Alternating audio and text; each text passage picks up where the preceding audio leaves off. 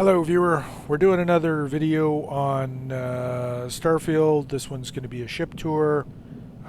This is a ship I've been working on for a while. I call it the Hornet's Nest because you generally don't want to disturb it or bad things will happen. This character is fairly early on in the game, I think level 12 or something like that.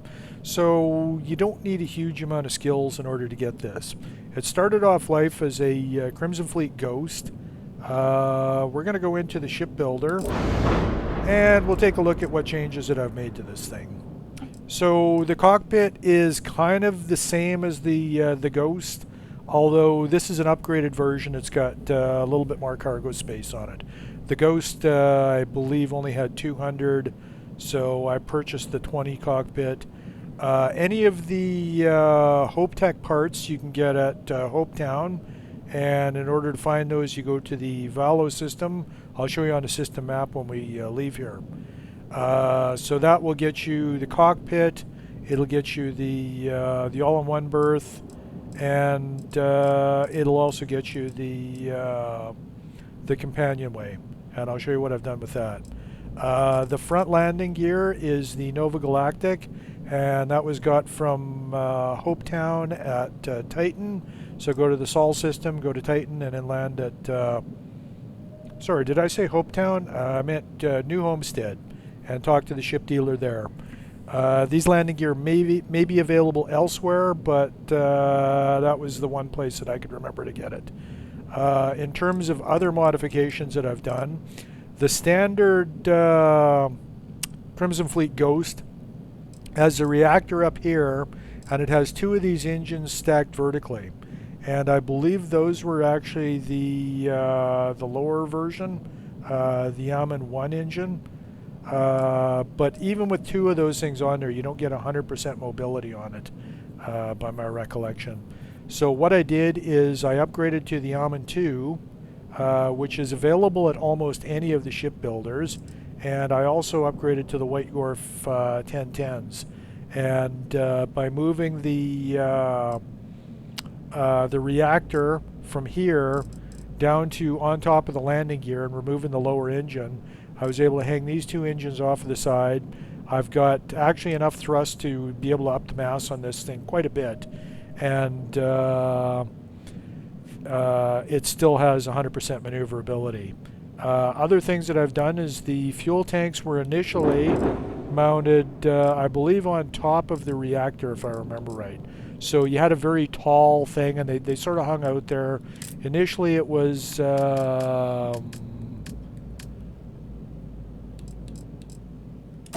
these. So they look pretty ugly sitting up there. I didn't really like that. So I got rid of those, and I went for the fuel tank hung off of the side of the HAB module. And that way it looks a little bit more trim. The fuel tanks, I don't think you can paint. Let me just find out. But as it turned out, the color that I decided to go with on this was kind of an orange color. Maybe they are paintable.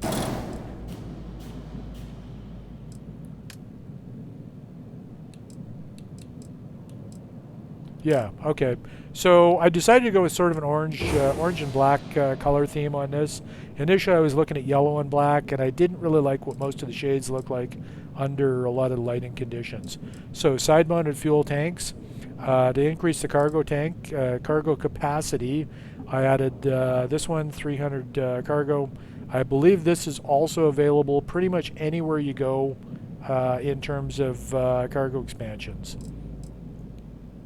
The reactor, I believe I bought initially the Tokamak X100 at Hopetown. In order to get the X150, you need to have Starship Design Level 1.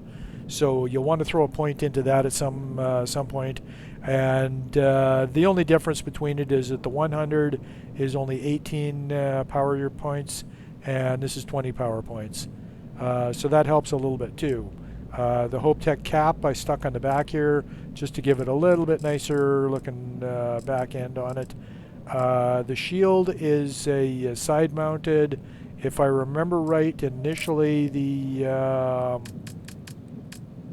The Ghost came with something like...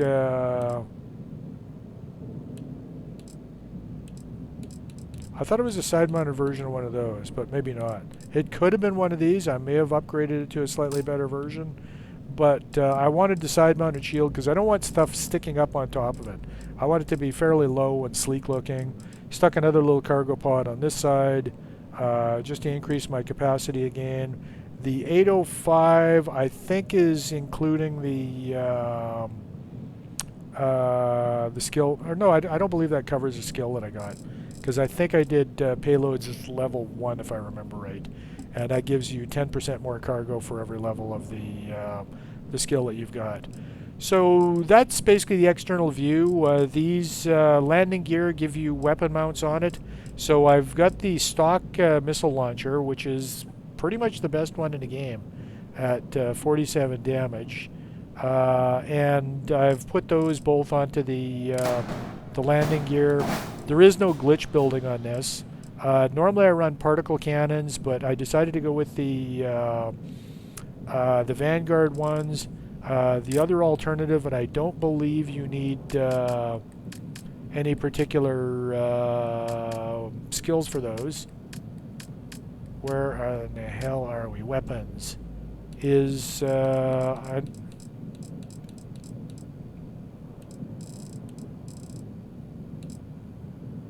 autocannons, lasers.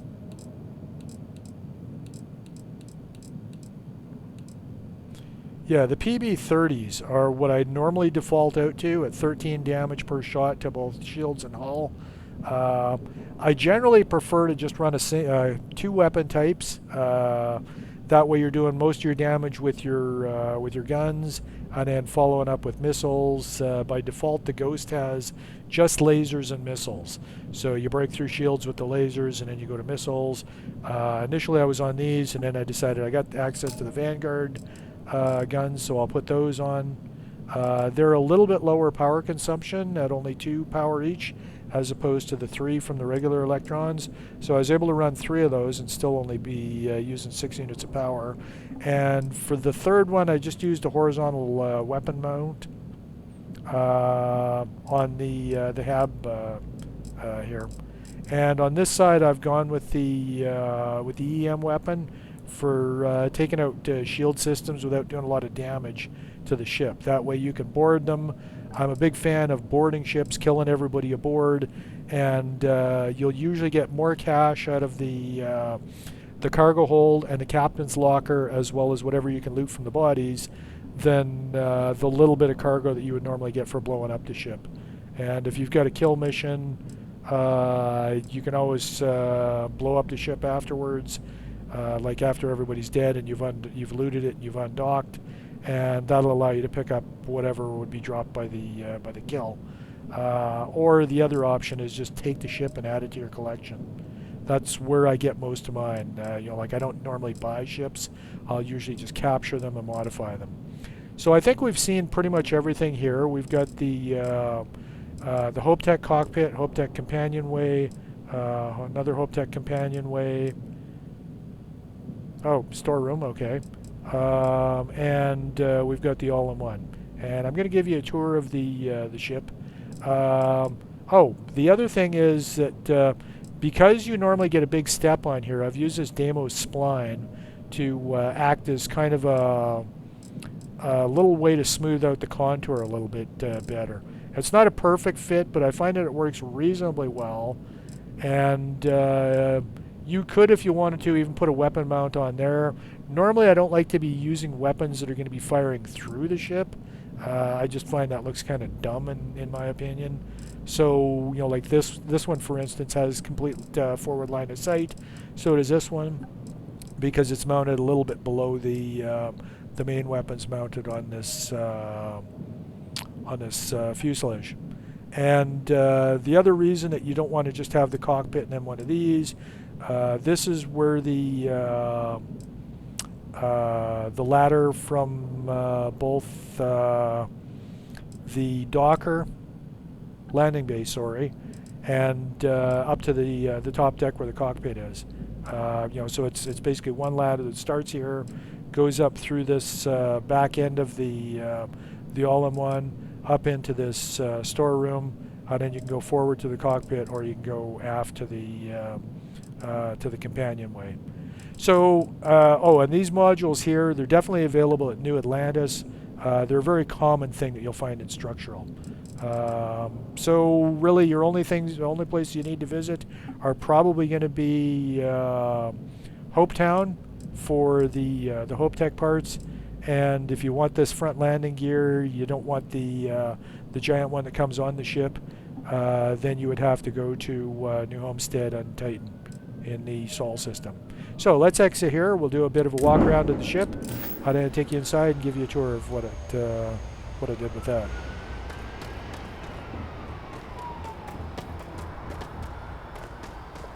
And then we'll take off, and you can look at it in space, get a bit of a view of it from the stars.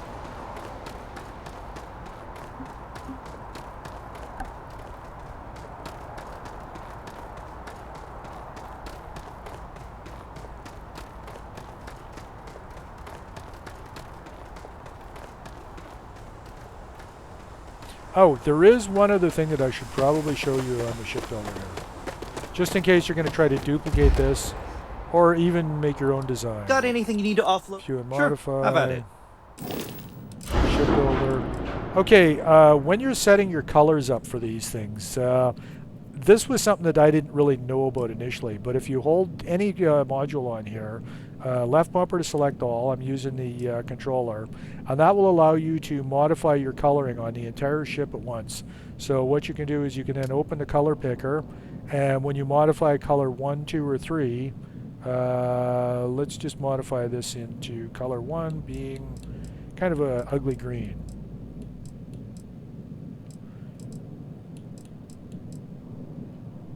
So you can change your entire ship color palette, and certain things will shade a little bit different.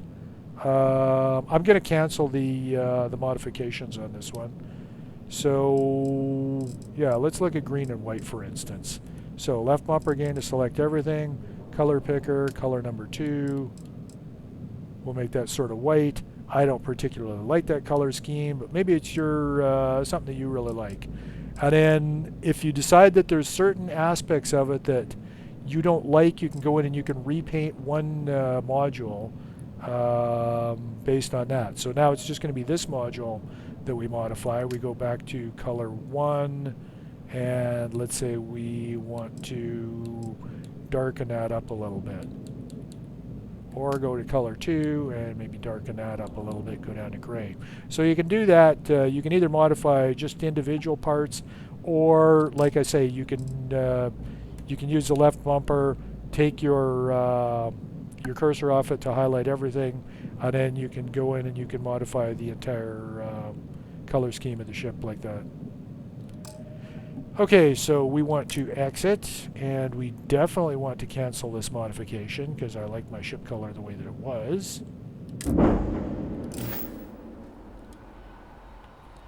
And if you haven't played around in a ship builder a lot, that might not be something that you're all that familiar with.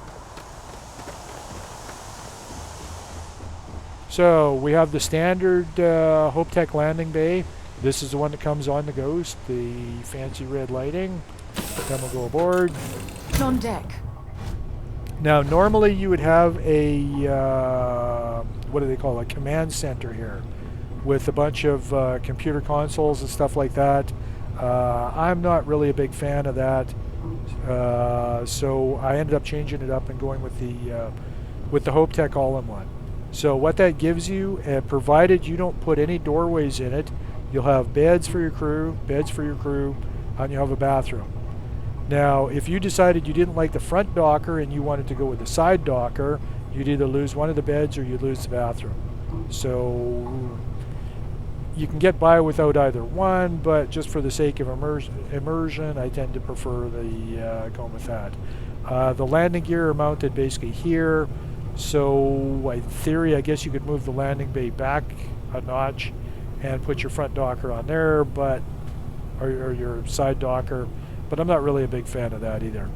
So you've got your working galley area here. You can cook food in this thing.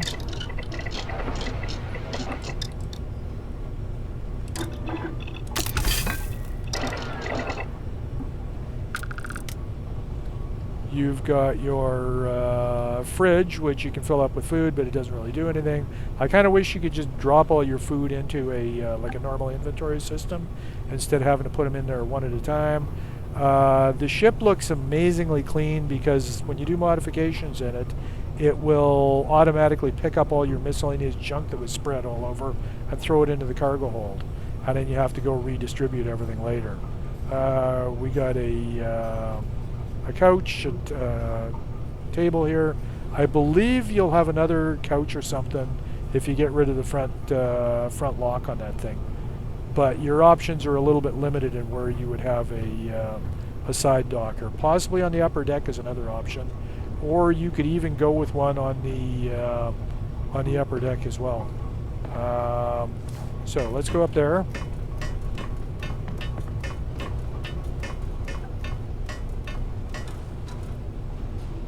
You got your cockpit up front. That's your standard Armstrong cockpit.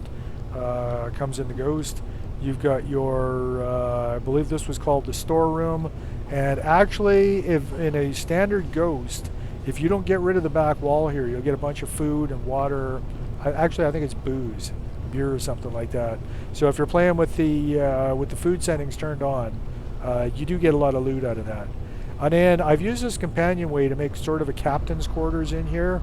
There's plenty of room to throw a bed, a couch.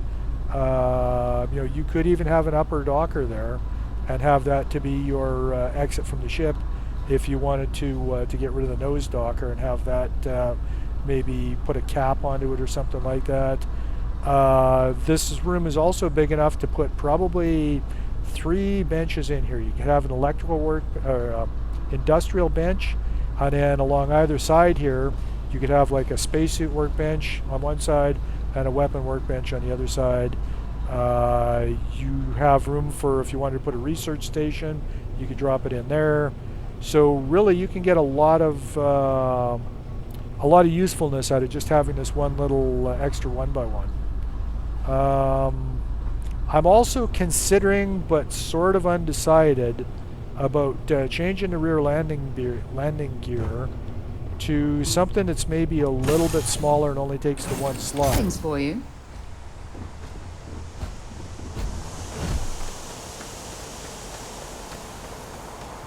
So one other option, for instance, would be to something you might be interested in. To put one that only takes a single slot underneath the grav drive, and then you'd be able to slide the reactor down one, slide the engine. Nope, sorry, that is not going to work. How would you go about doing that? You need the side mount points on the reactor if you want to keep those 2 side engines on there.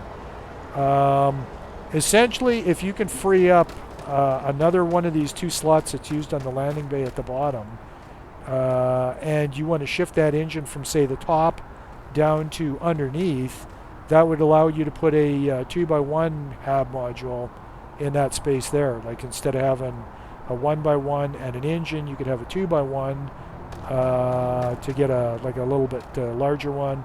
And then at the back here, you'd have the reactor and the engine mounted underneath it. That's something that I'm kind of undecided about because I do kind of like the single landing gear on the back here. I have considered putting the same gear on the back as I've got on the front and mount it where the engines are. You could then mount the engines where those horizontal weapon mounts are, but so far that's not something that I've chosen to do. I kind of like the look of it the way that it's sitting right now. Anyways, that's a short tour of the ship. Oh, one other thing that I should probably show you, and this is very quickly that I can do through the ship builder. I should have mentioned that the first time we went there. Assuming that you're buying parts for your ship in different locations, view and modify. Sure, how about it? Ship builder. There's going to come a time where, let's say, you build the rest of the ship and you get it all colored, and then the time comes that you want to color match your landing gear or some other piece that you've put on later, whether it's an engine, whether it's a new reactor, any of that kind of stuff. The way that you would do that is you go to a module that's got a color that you like, You select that, and then what you do is you go into the saturation, or really any of these ones will work. You tab down by one, and that's using the thumb pad. So I basically just tapped it. I'm considering that you're doing all this with the controller. And then you would approve that. And then if you want to change your color to, whoops.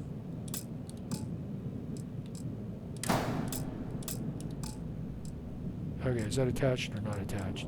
Then if you want to change your color back to what it is, you'd be in the same one. Put it back where it was. Okay, now when you go into your color picker, for any module that you're looking at, the color that you just played with is going to be the first one that was in the listing here. And I've noticed a lot of times when you go into the ship builder, it always wants to go to the default color palette. And if that's not part of what you've used for your for painting your ship, you're going to have a hard time with color matching what you've already got on there. The other thing is that certain colors tend to not match up. Like this Deimos spine, for instance, the yellow on that is a little bit different than what it is on my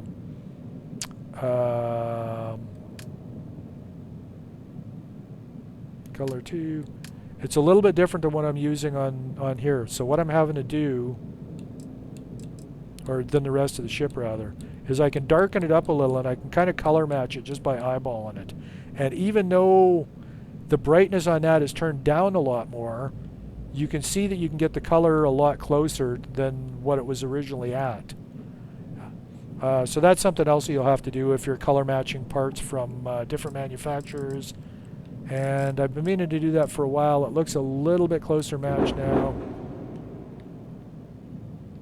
So I think I'm going to stick with that. And I'm going to exit from that, and I'm going to accept the modification this time.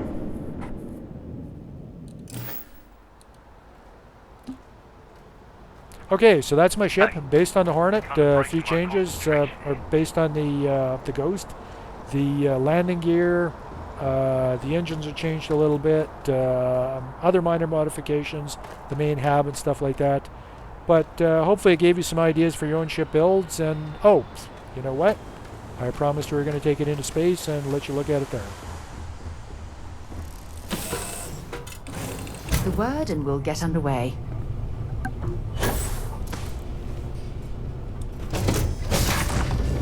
And if you make any modifications at all, even with just in the paint, the doors are closed, and it'll dump anything you've manually placed in your habs back into the cargo hold.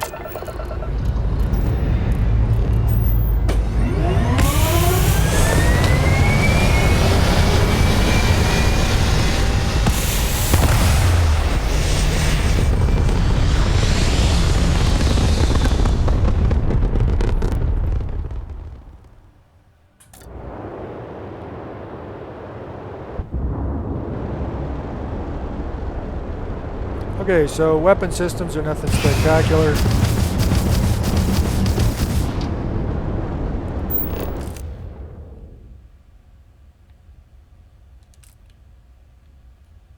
And this allows us to pan around, check it out from different angles. So that's it, the Hornet's Nest. Hopefully you found this a little bit entertaining and it's given you some ideas for your own ship builds. If you did, come back and hopefully there'll be some more, because I've been back into Starfield a little bit, playing with a couple of different low-level characters, and I've got a couple of other ship builds on my other character actually. Thanks for watching.